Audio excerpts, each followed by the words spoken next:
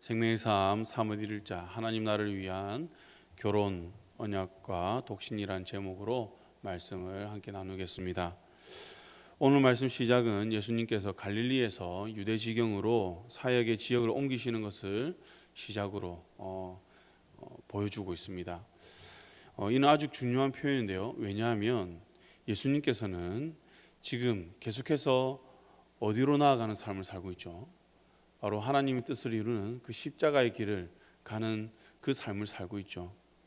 그래서 지금 이 예수님은 갈릴리 지역을 떠나서 유대 지경, 다시 말하면 예루살렘 성으로, 또 다시 말하면 예수님을 핍박하고자 또 예수님의 고난을 준비하고 있는 그곳으로 예수님은 계속 나아가고 있다는 것입니다.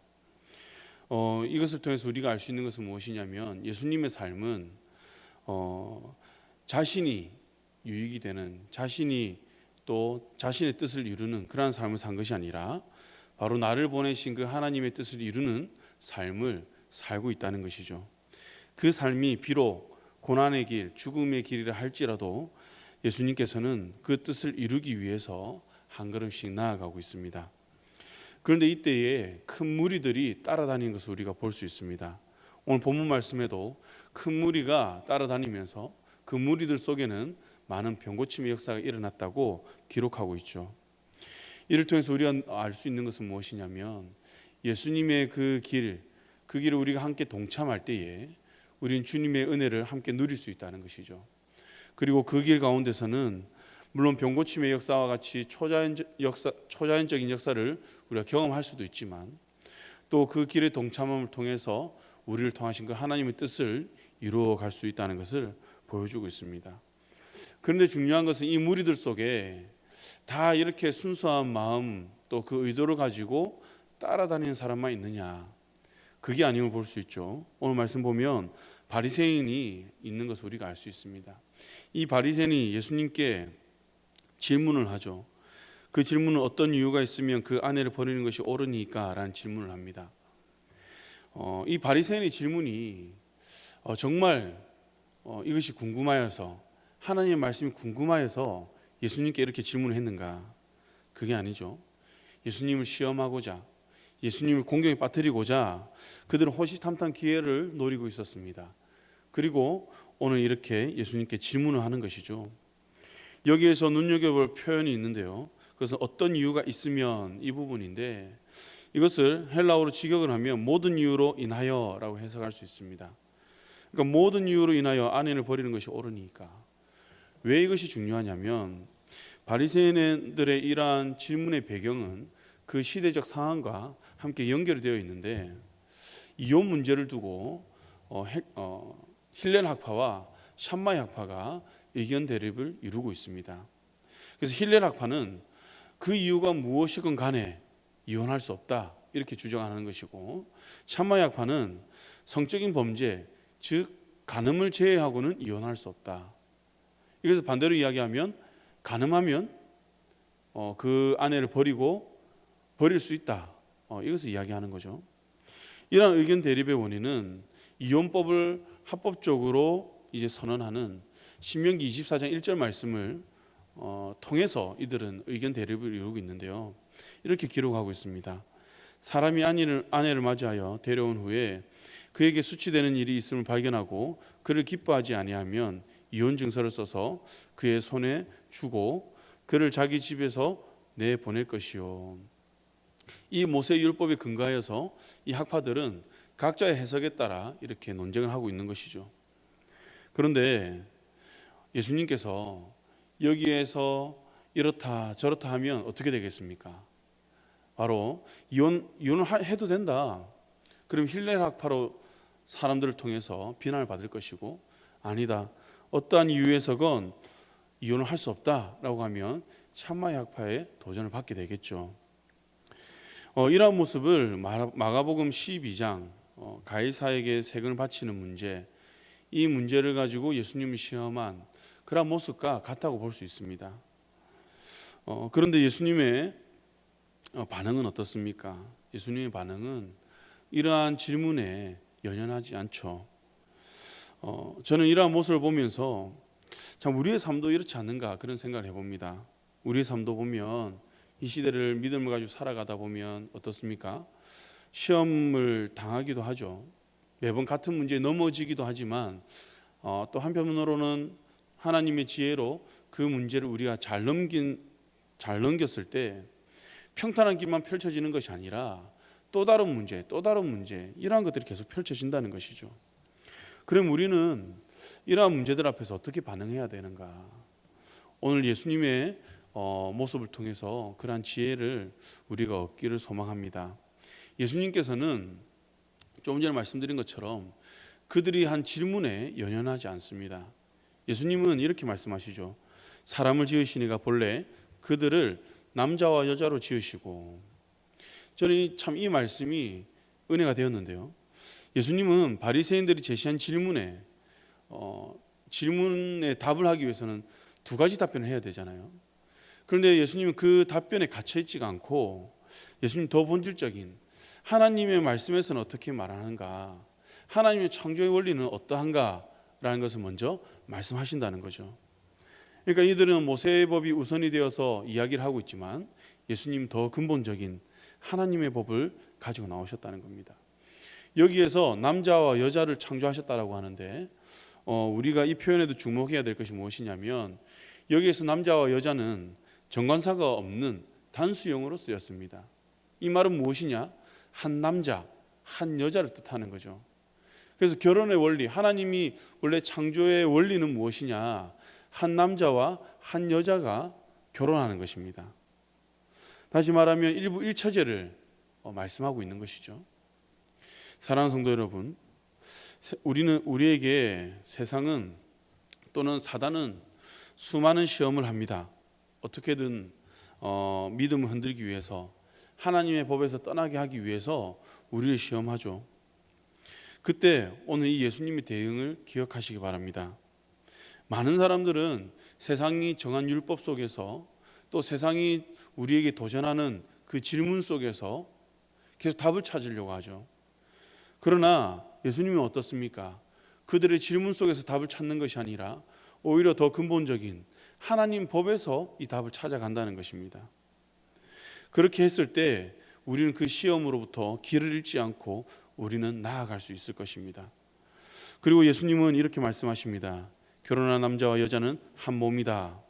그렇기 때문에 우리가 사람이 나눌 수 없다라고 이야기를 하죠. 한 몸, 여러분 한 몸이 되었을 때 그것을 나누면 어떻게 됩니까? 생명이 두 개가 됩니까? 그렇지 않죠. 그 생명은 없어지게 되는 거죠. 이것처럼 우리의 이 결혼 생활, 이 가정은 사람이 절대 나눌 수 없다는 것이죠. 하나님이 원하시는 것은, 하나님의 창조의 원리는 한 남자와 한 여자가 결혼하여서 한 몸을 이루게 되는 것, 이게 가정이라는 것입니다. 그런데 이때에 바리새인들이 이때다 하고 예수님께 이렇게 이야기하죠. 그러면 어찌하여 모세는 이혼 증서를 주어서 버리라 명하였나이까?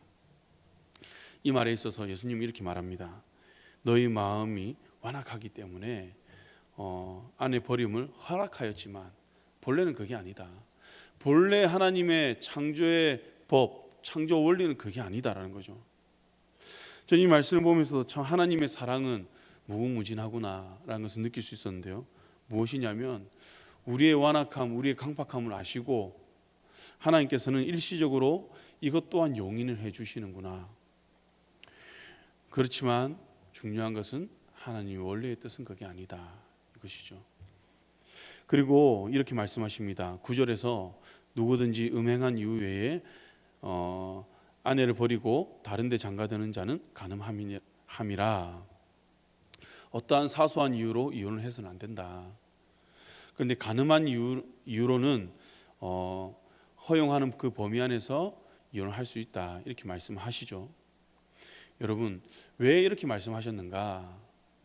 당시에는 자기가 아내를 드리고 마음에 들지 않을 때에 이 여인을 모함하여서 간음한 여자다 하여서 내쫓아버리는 경우가 종종 있었습니다. 다시 말하면 이 남자의 어떠한 그 쾌락을 위해서, 자신의 유익을 위해서 하나님의 법을 오용하는 경우가 있었다는 것이죠. 그래서 이혼 증서에 어떠한 이혼 사유를 씁니다. 그러나 예수님은 그게 중요한 것이 아니라는 거죠. 진정한 간음, 정말 간음했을 때는 그것을 허용하지만 중요한 것은 이 여인은 우리의 쾌락을 위해서, 우리의 정욕을 위해서 그렇게 해서는 안 된다는 것이죠. 예수님이 이러한 말씀을 보면 힐렐 학파와 샴마이 학파의 이 주장을 다 수용하는 것으로 우리가 볼 수가 있습니다. 그런데 저는 이 말씀을 통해서 단순히 남자와 여자의 결혼 문제를 다루기보다는 하나님과 나의 관계를 한번 생각해 보았으면 합니다. 성경에서는 우리를 주님의 거룩한 신부로 표현을 합니다. 그리고 주님은 우리의 거룩한 신랑으로 표현을 하죠. 그렇기에 주님은 우리를 어떠한 상황 속에서도 우리를 버리지 않는다는 거죠. 왜냐? 우리가 하나님과 결혼한 그 한 몸으로서 하나님은 우리를 절대 포기할 수가 없는 것입니다. 어떠한 사소한 이유로도 우리를 버리지 않으신다는 거죠. 그러나 간음, 즉 주님과 그 혼인관계를 맺고 있음에도 불구하고 우리가 다른 우상을 탐하고 섬긴다면, 주님보다 다른 것을 우리가 더 사랑한다면 우리는 주님과의 그 관계에서 간음하고 있는 그런 여인의 모습이 된다는 거죠. 이러한 관계가 지속되면 어떻게 되겠습니까? 결국 심판을 받게 됩니다. 구약 성경에서는 그것을 우리에게 잘 보여주고 있죠. 그러나 여러분, 중요한 것은 무엇이냐면 하나님은 그럼에도 불구하고 끝까지 포기하지 않는다는 것입니다. 구약에서 이스라엘 백성들이 심판을 받고 하나님으로부터 징계를 받는 것을 보면 하나님을 버리고 다른 신을 섬겼을 때에, 또 다른 신과 하나님 겸하여 섬겼을 때에 그들은 하나님으로부터 징계를 받고 심판을 받는데, 그 가정 가운데도 하나님은 이들을 향한 그 사랑을 놓지 않는다는 겁니다. 바로 이것이 한 몸이 아닐까요? 바로 우리가 가정을 돌아보며 또 우리가 남편과 아내의 관계가 이러한 관계가 되어야 하지 않을까, 저는 그렇게 생각을 합니다.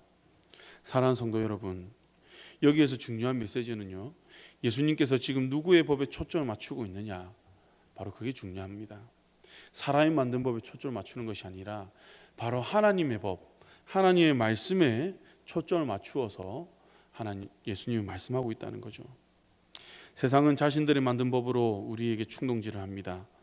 그 속에서 우리가 세상의 법, 또 그들의 관점에서 생각하다 보면 우리는 나도 모르는 사이에 세상의 논리로 하나님 말씀을 보게 되고 세상의 관점으로 하나님 말씀을 해석하게 되면서 잘못된 길로 또 잘못된 판단을 하게 됩니다. 그러나 주님은, 또 우리가 주님의 말씀을 통해서 우리는 하나님의 말씀으로 세상을 바라보고 하나님의 말씀으로 내 삶을 바라보고 하나님의 말씀으로 나에게 주어진 환경을 우리가 분별할 수 있어야 된다는 거죠. 그런데 제자들은 또 오해합니다. 그래서 장가들지 않는 것이 좋겠다고 이야기를 하죠. 여기에 대해서 주님은 11절과 12절 말씀을 통해서 말씀하시는데, 이 말씀의 핵심은 무엇이냐면 하나님의 부르심에 합당하게 순종하라는 것입니다. 하나님께서는 사도 바울처럼 누군가에게는 천국을 위하여 스스로 결혼하지 않는 자도 있고 또 결혼을 통해서 가정을 이루는 사람도 있다는 거죠. 중요한 것은 하나님께서는 각 사람에게 뜻을 품고 그 뜻 안에서 허락하심이 있다는 겁니다. 그래서 우리는 하나님의 부르심과 그 허락하심, 그리고 금하심에 따라 우리는 순종하면 된다는 것이죠. 이제 말씀 맺겠습니다. 오늘 말씀 제목은 하나님 나라를 위한 결혼 언약과 독신이지만, 우리가 이것이 육신의 결혼 생활에만 적용할 것이 아니라 하나님과 나의 관계에서 또 이 세상의 도전에서 우리가 한번 생각해 보았으면 합니다. 오늘 이 말씀의 논쟁의 시발점이 무엇입니까? 바리새인들이 예수님을 시험하고자 이 계기로 오늘 이 말씀이 시작이 되었는데요. 예수님의 이 대응하는 방법을 보면 어떻게 대응한다고 했죠? 그들의 질문에 또 세상의 법의 관점이 아니라 바로 하나님 말씀에 관점으로 교훈을 하고 있죠. 그리고 주님께서는 우리에게 그렇게 분별하며 나아가라고 교훈하고 있습니다. 우리의 삶의 초점은 세상의 기준을 가지고 하나님의 말씀을 보고 이해하는 것이 아니라 하나님의 말씀 기준으로 세상을 이해하고 분별해야 된다고 말씀하고 있습니다. 그리고 하나님의 뜻하심 안에서 나는 어떻게 순종할지를 고민하면서 나를 향한 하나님의 계획을 받을 만한 자로 우리는 자라나야 할 줄 믿습니다. 이를 다르게 표현하면 성도의 모든 선택은 나의 즐거움과 나의 유익이 아니라 하나님을 기쁘시게 하는 선택과 또 삶을 살아가야 한다는 것이죠. 우리 강연의 성도님들은 오늘 이러한 모습처럼 예수님을 시험하는 것이 아니라 비록 지금 내가 연약하지만 예수님 옆에서 배우며 그 뜻을 알고자 힘쓰는 그러한 제자들의 모습이 되시기를 소망합니다. 그리고 이 땅에서 하나님의 뜻을 이루어짐에 있어서 귀하게 쓰임받는 믿음의 사람이 되시기를 주님의 이름으로 간절히 축원합니다. 기도하시겠습니다.